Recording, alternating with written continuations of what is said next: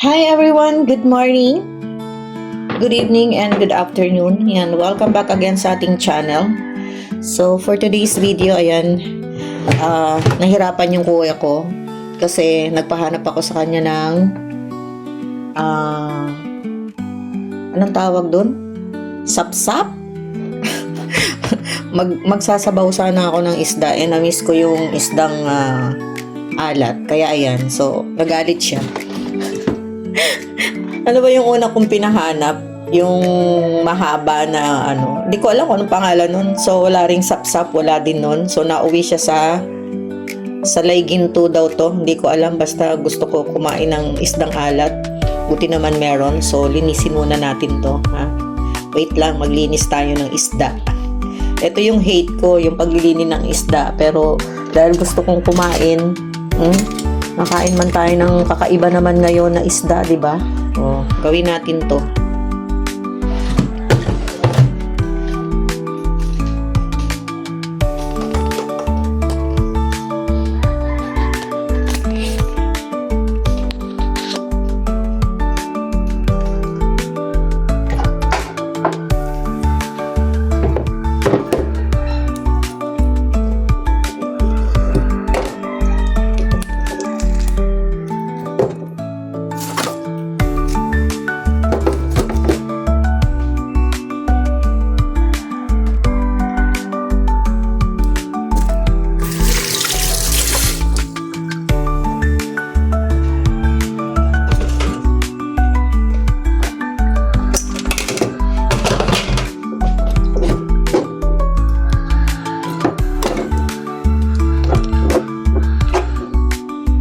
Guys, alam niyo ba nung araw, ito yung hate na hate ko. Diba, lagi ko yung kinukwento sa inyo. Kapag nagla-live ako, pag dumarating na yung tatay ko, umiiyak na ako nun. Kasi lalo na pag schedule ko ng paglilinis ng isda. Oo, promise. Hate na hate ko maglinis ng isda. Sa totoo lang, aray ko. At tinik ako ha.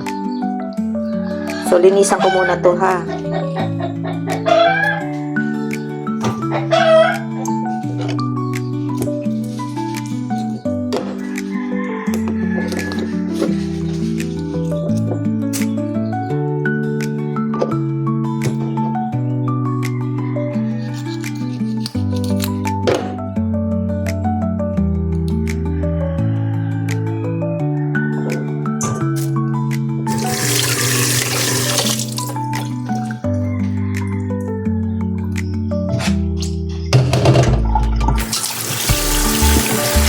So, ito na guys, yan, malinis na. Natanggalan ko na siya lahat ng at ano na lang natin siya. Tugasan natin siyang mabuti para matanggal talaga yung lansa niya sa loob. Uy, ngayon lang ulit ako makakain ng isdang tabang. Isdang alat. Linisin natin mabuti yung loob. Baka may natitira pa. Yun lang ang mahirap, no? Hindi nilang nililinis. Hindi katulad pag bumili ka ng bangus. Linisin talaga nila yan. Kaya check natin kung meron pang hasang sa loob para walang malansa.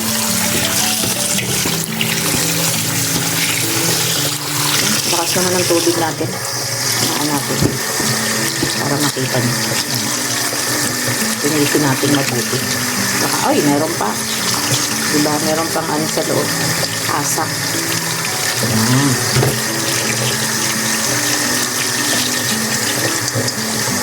Sa pagluluto, ang pinakamatagal lang naman talaga is mag-prepare. Pero mga isda-isda, saglit lang natin yung lutuin. Hindi katulad ng mga baka, mga baboy, saka yung maraming cheche-boreche na super white na yung isda ko. Yun meron pa Masaya ngayon masaya yung pusa ko ngayon kasi marami akong ipapakain sa kanya. Aray, ba yan? Patapos na lang, matusok pa. Aray ko. Hindi na makakatusok.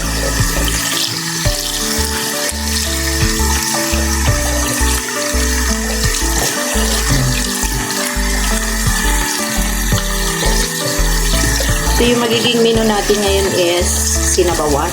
Uy, sakit walang ano to.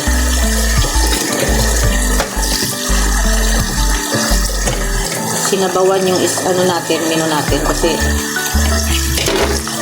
humamilgot ng ano, sabaw lang pero yung sinabawan lang. So, ito na. Diba? Lagi natin itong ginagawa. Hanggang maging white na yung kulay ng tubig natin. Malinis na yan. So, kailangan nating hugasang mabuti at baka may nakikira-tira pa dyan. Diba? Malinis na siya. Mga dalawa na lang at ano na to. Diba? Malinis na yung tubig. Okay. So, prepare ko na muna. Atin ang ipe-prepare yung ating mga ingredients natin para sa ating sinabawan. Hindi ko alam. Sabi ng tindera, salay ginto daw ang tawag dito. So, ayan. So, ayan.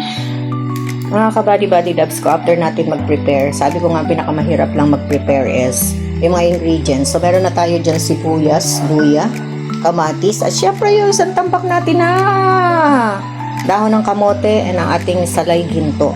And now, nagpa-pre-boil na ako ng water kanina. Kaya, ilalagay na lang natin lahat ng mga ingredients natin. So, ayan, kumukulo na siya. Kumukulo na yan. So, ang gagawin natin dyan, halo-halo lang yan. Lagay na natin yung ating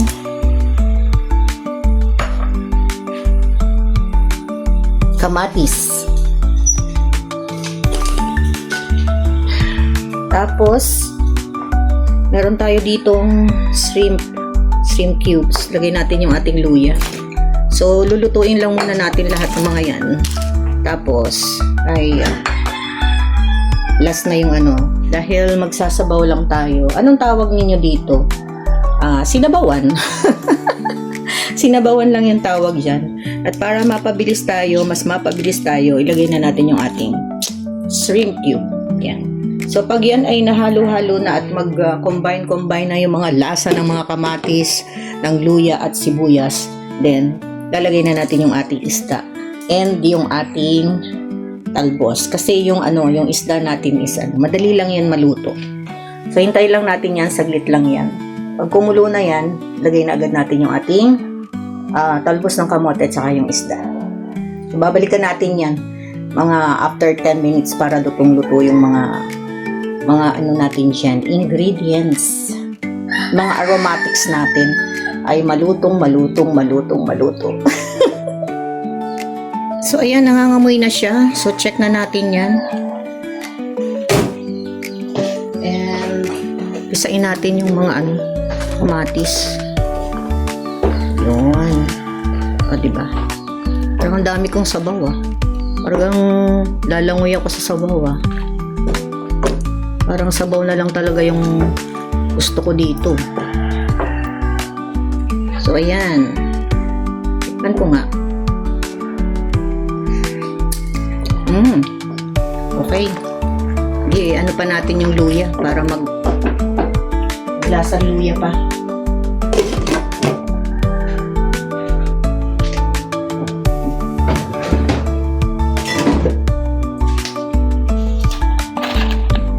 Maglalagay tayo ng patis.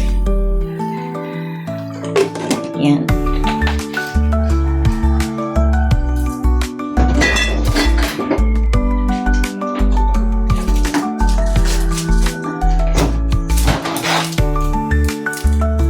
Lagyan pala natin ng paminta na konti. Kasi wala ng sili. Bawal lang yung sili. Maanghang.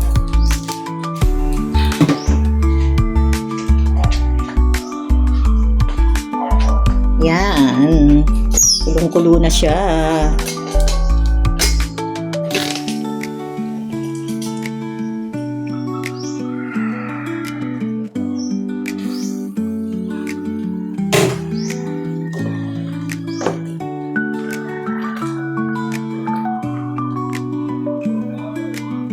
Isagay na natin yung ating konting betchin para mamaya paglalagay nung nung isda.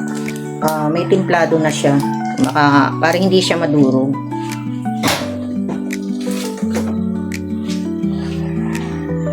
Then haluin natin kasi gusto ko na siyang tikman.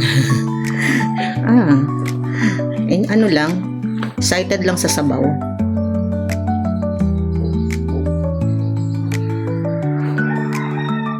Lagyan natin ng asin kasi parang natatabangan ako. Yan.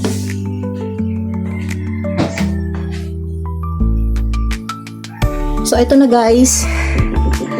Natikman ko na. So tama na yung lasa. Ito yung gustong-gusto ko. Walang kahit ano. So unahin ko na muna tong ating talbos. Para tapos susunod na natin yung isda. Para at least mahalo natin yung talbos. Mag-mix-mix siya. Kasi pag nilagay na natin yung isda dyan, magditikit-tikit na ang talbos. So, unahin natin yung talbos natin dyan. Yan. Buti na lang. Kala ko hindi na naman naka-on. Yung sa mga previous ko napapansin nyo ba? Mawawala yung paglalagay ng mga ingredients. Makikita nyo, nandun na agad ang mga ang mga sahog. So, ayan. Haluin natin yan. Lutuin muna natin saglit yan. Takpan natin mga 2 minutes. Yan 2 minutes. So ito na mga kabady loves. Ayan. Luto na siya. Wow, sarap nito. Ayan, luto na ang ating So lagay na natin tong ating mga isda. Yun tapos isang kulo lang yan. Okay na. Damihan natin para masarap. Lagay natin lahat yung mga isda natin. Diba? Sarap yan. Sarap nito, mga kabady loves. Diba? Yan. Yan Tapos, takpan lang natin. Tatakpan ulit natin siya para maluto na siya. So, ayan na. Pwede na to. Pwede na to, mga kabady-body loves ko. Final taste test tayo.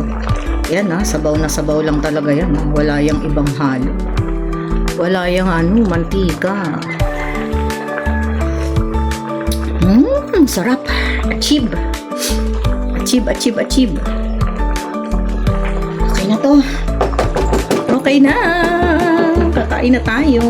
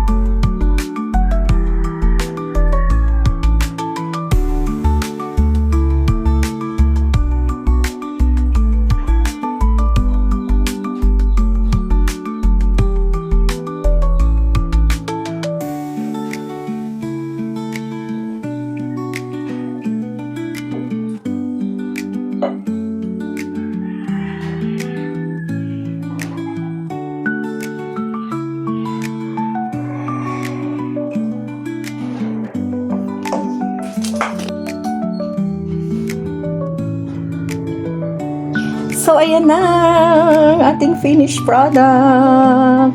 Yummy, yummy, guys. Ang sarap. Sabaw na sabaw.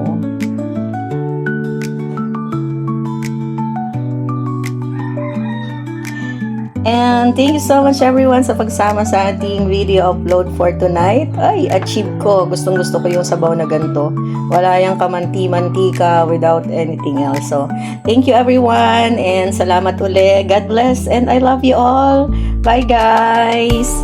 Bye everyone, mga kabady-body loves. Bye!